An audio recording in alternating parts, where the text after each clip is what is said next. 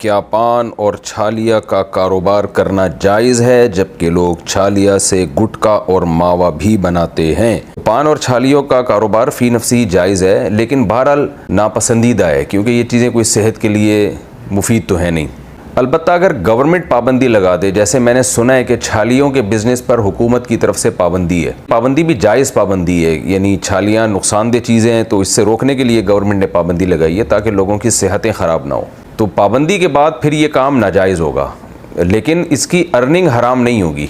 नाजायज़ इस माना में होगा कि हुकूमत की जायज़ चीज़ों में इताअत लाजिम है शरीयत में, तो हुकूमत की मुखालफत करना, ये अगर हुकूमत ने लोगों के फ़ायदे के लिए कानून बनाया है, लोगों की मसलहत के लिए कानून बनाया है, तो उसमें अगर कोई गवर्नमेंट के हुक्म के ख़िलाफ़ चलेगा तो गुनहगार होगा।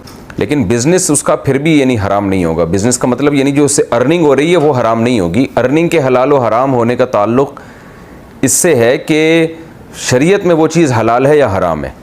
तो शरीयत में चूँकि छालियाँ हराम नहीं है इसलिए उसका बिज़नेस बहरहाल हलाल होगा, तो लेकिन इल्लीगल होने की वजह से हुकूमत की मुखालफत का गुनाह होगा।